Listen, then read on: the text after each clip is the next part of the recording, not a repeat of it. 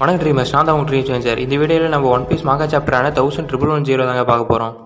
போன சாப்டரில் 5 எல்டர்ஸில் ஒருத்தர் புழுவாக மாறினால அவன் வந்து லூஃபி வந்து முழுக போவான். அப்போ அந்த சமயத்தில் வந்து 2 ஜெயின்ஸ் புரோக்கி அண்ட் டோரி வந்து எப்படியோ அவனை அடிச்சு போட்டு லூஃபியை காப்பாற்றிருப்பாங்க. அதோட அந்த சாப்டரையும் முடிச்சிருப்பாங்க. ஓகே, இப்போ ரிலீஸ் ஆன இந்த சாப்டருக்குள்ளே போகலாம். இந்த சாப்டரோட பேர் சன் ஷீல்டு அப்படின்னு சொல்லி பேர் வச்சிருப்பாங்க. ஏன்னா இந்த சாப்டர் நீங்கள் ஃபுல்லாக படிச்சு முடிச்சதுக்கப்புறம் தெரியும் ஏன் இந்த பேர் வச்சிருக்காங்கன்னு. கரெக்டாக ஏற்ற மாதிரி தான் இருக்கும். ஸ்டார்டிங்கில் அப்படியே ஹெக்கேட்டை காமிக்கிறாங்க. ஹெக்கேட்டில் அந்த ஒரு லேபரேட்டரி மட்டும் அப்படியே ஃபயராக பற்றிக்கிட்டே எரியுது. பிளாஸ்ட் நடந்திருக்கும் போல். அதுக்கப்புறம் நம்ம 5 எல்டர்ஸில் ஒருத்தர் பறவையாக மாட்டினால அவன் வந்து ராப் லூசி இருக்கிற இடத்துக்கு நோக்கி வந்துட்டு இருக்கிறான். ஏன்னா ஜோரோவும் ராப் லூசி அங்கே ஃபைட் பண்ணிட்டு இருக்கிறாங்க. இப்போ ஜிம்பே அங்கே தானே போயிட்டு இருக்கான். ஜிம்பே வந்து முன்னாடியே பார்த்துட்றான் அந்த பறவையை. அதோட ஹாக்கியுமே ரொம்ப பயங்கரமாக இருக்குது. அந்த ஹாக்கி அவன் உணர்ந்துட்டு இன்னும் இவ்வளோ பயங்கரமான ஹாக்கியாக இருக்குது, இது மட்டும் உண்மையாக இருக்கக்கூடாது அப்படின்ற மாதிரி சொல்லிட்டு எப்படியே வரான். நம்ம ஜோரோவை பார்த்துட்றான். ஜோரோவை பார்த்துட்டு, ஜோரோ நீ இன்னும் உங்கள் ஃபைட் முடிஞ்சிருச்சா அப்படின்ட்டு கேட்குறான். சாஞ்சி அப்போ தான் ஜிம்பேக்கு கரெக்டாக கூப்பிடுவான் காலில். ஜிம்பே நீ என்ன பண்ணிட்டு இருக்கிற, அவனை கூட்டிகிட்டு வரையா அப்படின்ற மாதிரி கேட்பான். இதோ சாஞ்சி நான் அவனை பார்த்துட்டு எப்படியே கூட்டிகிட்டு வரேன் அப்படின்ற மாதிரி சொல்லுவான். ஜோரோ நீ சண்டை முடிஞ்சதில்லை, நீ ஆல்ரெடி ஏற்கனவே சண்டையில் ஜெயிச்சிட்ட, இதுக்கு மேலே சண்டை போட்டது போதும் வா போலான்னு சொல்லிட்டு அவனை ஒத்த கையில் அப்படியே நல்லா இறுக்கியுமே பிடிச்சிக்குவான். அதுக்கப்புறம் அந்த லூசி வந்து எவ்வளோ அடி வாங்கி அப்படியே எந்திரிச்சு நிற்பானா. அவனும் 5000 பிரிக்ஸ் அப்படின்னு சொல்லி அட்டாக் விட ரெடி ஆகுவான். நம்ம ஜிம்பே இருந்துக்கிட்டு ஃபிஷ்மேன் கராத்தே ஃபிஸ்ட் அப்படின்னு சொல்லிட்டு அவன் அட்டாக் விட்றதுக்கு முன்னாடி இவன் அட்டாக் விட்டு அங்கேருந்து எஸ் ஆயிடுவான். ஜிம்பே விட்டாக்க அட்டாக்கை வந்து அவன் சார்ஜ் பண்ணி எப்படியோ பெருசாக சேதாரம் ஆகாமல் நீல்டன் போட்டு அப்படியே இருந்துருவான். கரெக்டாக அந்த நேரம் பார்த்து பறவையான அந்த எல்டர் வருவான். ராப் லூசி கிட்ட சைஃபர் போல் ஏஜென்சியான ராப் லூசி அந்த யாருக்கு எங்கே இருக்கா அப்படின்னு கேட்பான். அவன் வந்து கண்ட்ரோல் ரூமில் வந்து கட்டப்பட்டிருக்கா இன்னமும், அது வந்து பில்டிங் ஏல 4th ஃப்ளோரில் இருக்குது அப்படின்ட்டு ராப் லூசி அவங்ககிட்ட எல்லாத்தையும் சொல்லுவான். அது மட்டும் இல்லாமல் இப்போ தான் ரோரோனோவும் ஜோரோவும் ஜிம்பே நைட் ஆஃப் த சீ இப்போ தான் தப்பிச்சு போனாங்க. இன்னும் 4-5 ஸ்டார்ஸும் இன்னும் அங்கே தான் இருக்கிறாங்க. அதுபோக இன்னும் 2 வேகாபாங் சேட்டலைட்ஸும் இருக்குது அவங்க கூட அப்படின்ற மாதிரி சொல்லுவான். அவங்க வந்து லெபரேட்டரி ஸ்டேடியமோட பேக் இன்ட்ரெஸ்ட் மூலிமா தப்பிக்க போகிறாங்க. அது மட்டும் இல்லாமல் பேஸில் வந்து 85 சைபர் போல் ஏஜென்ட்ஸும் 4 செராஃபிம்ஸும் ப்ரெசென்ட் பண்ணப்பட்டிருக்கிறாங்க அப்படின்னு சொல்லுவான். இன்னும் 6 நிமிஷம் தான் இருக்குது வேகாபாங்கோட மெசேஜுக்கு. அதுக்கப்புறம் அந்த எல்டர் வந்து ராப் லூசிக்கிட்டே நீ நல்ல வேலை பண்ணியிருக்கிற, இதுக்கு மேலே உங்கள்கிட்ட கேள்வி கேட்கறதுக்கு எதுவுமே இல்லை அப்படின்னு சொல்லிட்டு அவன் அங்கேருந்து கிளம்புவான். அந்த எல்டர்கிட்ட ராப் லூசி என்ன கேட்பானா, என்னோட ஃப்ரெண்டு வந்து அங்கே தான் ரொம்ப ஹெவி இன்ஜுரி ஆகி அங்கே கண்ட்ரோல் ரூமில் படுத்து கிடக்கிறான், அவனை மட்டும் காப்பாற்ற முடியுமா அப்படின்ற மாதிரி கேட்பான். யாருன்னா அந்த ஜிராஃபி தலையிருந்தாங்க, அவன் தான் ஹெவியாக அடிபட்டு கிடப்பான், அவனை காப்பாற்ற முடியுமான்னு கேட்பான் எல்டர்கிட்ட. அதுக்கு எல்டர் என்ன சொல்லுவானா, அதுக்கெல்லாம் வாய்ப்பே இல்லைன்னு தான் நான் நினைக்கிறேன். தனிமையாக இருக்கிற ஒரு பூச்சியோட கூட்டம் அழிச்சிட்டு அது இன்னமும் தனிமைப்படுத்துறது ரொம்பவே கஷ்டம் அப்படின்ற மாதிரி ஒரு டைலாக் சொல்லிட்டு அவன் அங்கேருந்து கிளம்பிடுவான் அந்த எல்டர். அப்படியே லூஃபி சைடு வந்தால் லூஃபியும் அந்த 2 ஜெயின்ஸும் பேசிகிட்டு இருக்கிறாங்க. லூஃபி சொல்லுவான், உங்களை பார்த்து 2 வருஷம் ஆயிடுச்சு இல்லை, எப்படி ஓல்ட் டைமர்ஸ் எப்படி இருக்கிறீங்க அப்படின்ற மாதிரி கேட்பான். அதுக்கு ஜெயின்ஸும் சொல்லுவாங்க, உன்னை என்னால் அடையாளமே கண்டுபிடிக்க முடியல, இப்போ தான் நான் உன்னை பார்க்குறேன் அப்படின்ற மாதிரி சொல்லுவாங்க. அதுக்கப்புறம் நீ உன்னோட லுக்கே பார்க்க வித்தியாசமாக இருக்குது, இந்த மாதிரி காட்ஸை பற்றி நிறைய கதையே எங்கள் எல்பாவில் இருக்குது, பட் நீ பார்க்க அந்த கார்டு மாதிரியே இருக்கிற அப்படின்ற மாதிரி சொல்லுவான். பட் எனக்கு ஒன்றுமே புரியல, சரி எதாக இருந்தாலும் நம்ம வந்து அப்புறமா பேசிக்கலாம் அப்படின்ற மாதிரி 2 ஜெயின்ஸும் சொல்லுவாங்க. அப்படியே அந்த 2 ஜெயின்ஸும் அங்கே இருக்கிற எல்டர்ஸை பார்ப்பாங்க. இதை பார்த்துட்டு என்ன சொல்லுவாங்கன்னா, அப்படியே எல்பாஃபுல் இருக்கிற காட்டில் இருக்கிற மாதிரியே இருக்குது, அந்த ஃபீலை கொடுக்குது அப்படின்ற மாதிரி சொல்லுவாங்க. அதுக்கு சேட்டோன்னா அந்த பண்ணியாக மாறினால அந்த எல்டரும் ஜெயின்ஸா நீங்களா, நீங்கள் இங்கே வந்திருக்கவே கூடாது அப்படின்ற மாதிரி பேசிகிட்டு இருப்பானுங்க. அதுக்கு லூஃபி சொல்லுவான், நம்ம உடனே இங்கே தப்பிச்சு போகணும், இவங்க கூட சண்டை போட முடியாது அப்படின்ற மாதிரி சொல்லுவான். எங்களுக்கு தெரியும், ஏற்கனவே நாங்கள் வர வழியில் சாஞ்சி மீட் பண்ணோம், அவன் வந்து ஐலாண்டோட இன்னொரு எண்டுக்கு வர சொன்னான் உன்னை கூட்டிகிட்டு அப்படின்ற மாதிரி சொல்லுவானுங்க. உடனே டோரி என்ன பண்ணுவான்னா, அவங்ககிட்ட இருக்கிற சங்கு எடுத்து அங்கே ஊதுவான் சத்தமாக. அது வந்து சிக்னல் எல்லா ஜெயின்ஸுக்கும் போய் சேரும். அது ஒரு சிக்னல் மாதிரி. அது என்ன சிக்னல்னால், நாங்கள் லூஃபியை கண்டுபிடிச்சிட்டோம், ஸோ நம்ம எல்லாருமே இங்கேருந்து தப்பிச்சு போக வேண்டியதுதான், சண்டை போட தேவையில்லை, நம்ம வந்து இப்போதைக்கு ரீட்ரீட் ஆகணும் அப்படின்னு சொல்லிட்டு அதுக்குண்டான சவுண்டு தான் அது. அங்கே இருக்கிற எல்லோரும் தெரிஞ்சு போயிடும், இவன் எல்லா ஜெயின்ஸையும் எல்லாத்தையும் தப்பிச்சு போக சொல்லி இவன் கட்டையில் ஏறுறான் போல், இதுக்கு நான் அனுமதிக்க மாட்டேன் அப்படின்னு சொல்லிட்டு அவனும் அட்டாக் பண்ண ரெடியாக இருப்பான். இந்த டோரியை வந்து ஊதுன சத்தம் எல்லா ஜெயின்ஸுக்கும் கேத்துரும்.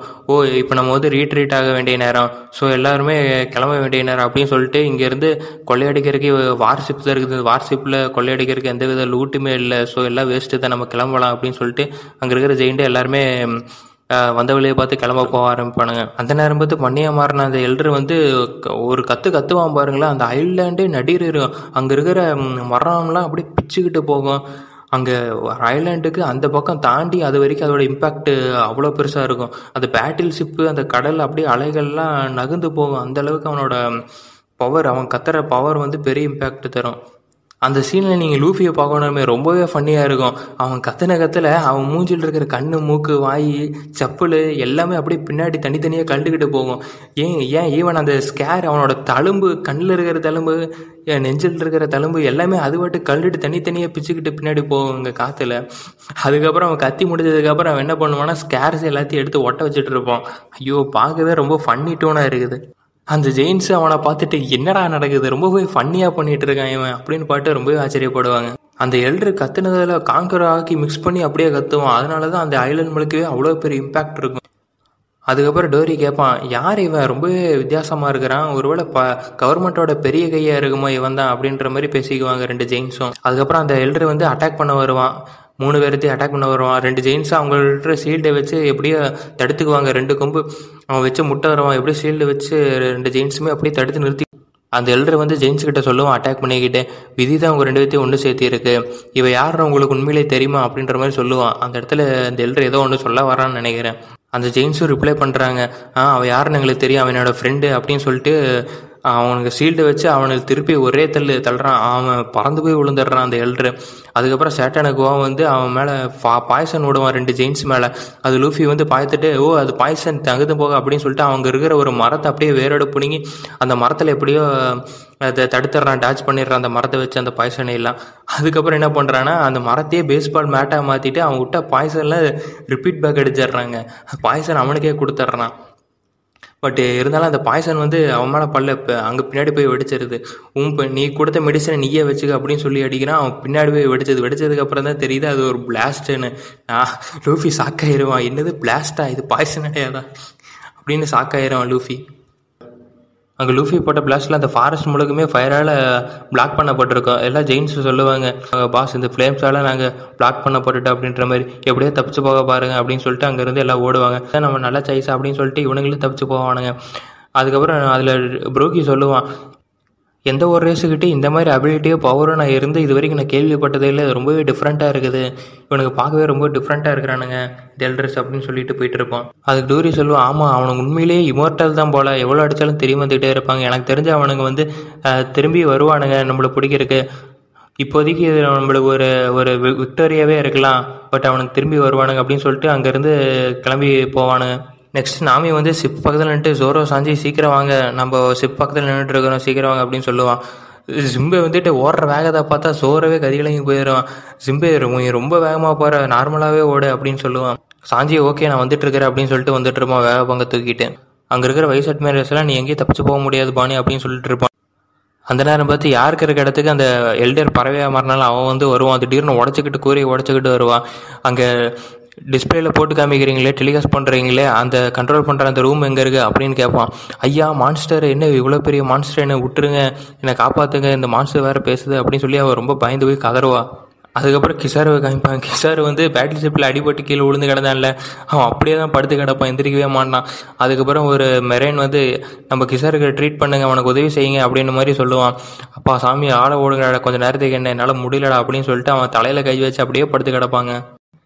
இனிமேல் தாங்க தரமான சம்பவமே ஆரம்பிச்சிருக்கு. ஃபைனலி அந்த ஜெயின் ரோபோட் எந்திரிச்சு அது வந்து நடந்து வந்துட்டு இருக்குது. லூஃபி இருக்கிற இடத்துக்கு தான் நடந்து வந்துட்டு இருக்குதுன்னு நினைக்கிறேன். அங்கே இருக்கிற மெரைன்ஸ் எல்லாம் கதறானுங்க, ஏதோ ஒன்று ஜெயின்ஸோட ஒன்று பெருசாக வந்துட்டு இருக்குது, அது நார்த் ஈஸ்ட் கடற்பகுதி அந்த டைரக்ஷன்றது வந்துட்டு இருக்குது, அது வர வழியில் நெருப்பாக இருந்தாலும் அதெல்லாம் ஒன்றுமே செய்யலை அந்த ஜெயிண்ட்டுக்கு, அது பாட்டுக்கு அசால்ட்டாக நடந்து வந்துட்டு இருக்கு அப்படின்ற மாதிரி கதறிட்டு இருப்பானுங்க. அது பார்க்க உண்மையிலேயே மிகப்பெரிய டைட்டன் மாதிரி இருக்குது. நம்ம மிடில் ஈஸ்ட்ல பார்த்தோம்ல ஒரு ஜெயிண்ட் ரோபோட் படுத்துக்கிட்டு இருந்ததுல, அதுதான் எந்திரிச்சு நினைக்கிறேன். அது வரும்போதே ஏதோ அதுக்குள்ள தனக்குள்ள முனவிட்டு வருது, ஏதோ சொல்லுது, கத்துது, உருமுறை மாதிரி இருக்கு அப்படின்ற மாதிரி சொல்லுவானுங்க. அது என்ன சொல்லுதுன்னா, என்னை மன்னிச்சிருங்க ஜாய்பாய் அப்படின்ற மாதிரி ஜாய்பாய்க்கு சாரி சொல்லிக்கிட்டு இருக்கு. அதோட இந்த சாப்டரை முடிச்சு வச்சிருப்பாங்க. போன சாப்டரோட இந்த சாப்டர் ரொம்பவே தரமாக இருக்குதுங்க. நம்ம லூஃபி அண்டு ப்ரூக்கி டோரி 2-3 பேர் சேர்ந்து 2 எல்டர்ஸ் ஓட பரட்டி இருக்கிறாங்க. அது மட்டும் இல்லாமல் ஃபைனலி ஜெயின் ரோபோட் வந்து எந்திரிச்சு வர ஆரம்பிச்சிருச்சு. அது வந்து எந்திரிச்சு வந்து ஜாய்பாய் கிட்ட மன்னிப்பும் கேட்குது. ஆளுக்கு எல்லாத்துக்குமே ஜாய்பாய் கிட்ட மன்னிப்பு கேட்குறாங்க. அதுக்கப்புறம் 6 நிமிஷம் தாங்க இருக்குது இன்னும் வேக பங்கோட டெலிகாஸ்ட்டுக்கு. அதை தடுக்க அந்த பறவையை மாறின எல்டர் வந்து போய் துரத்தி போய் எங்கே டெலிகாஸ்ட் ரூம் கண்ட்ரோல் ரூம் இருக்குது அப்படின்னு அவன் போய் தேடி கண்டுபிடிக்க ஆரம்பிச்சிட்டான். இந்த சாப்டர் ஹைப்லேயே முடிச்சு வச்சிட்டாருங்க நம்ம ஓடா. 3 வாரத்துக்கு பிரேக்குன்னு வேறு சொல்லிட்டாரு. நீங்கள் ஹைப்லேயே சாவுங்கடா அப்படின்ற மாதிரி இவ்வளோ பெரிய ஹைப்பை கொடுத்து முடிச்சு வச்சிட்டாரு இந்த சாப்டரை. ஓகே ட்ரீமர்ஸ், உங்களை அடுத்த வீடியோ நான் சந்திக்கிறேன்.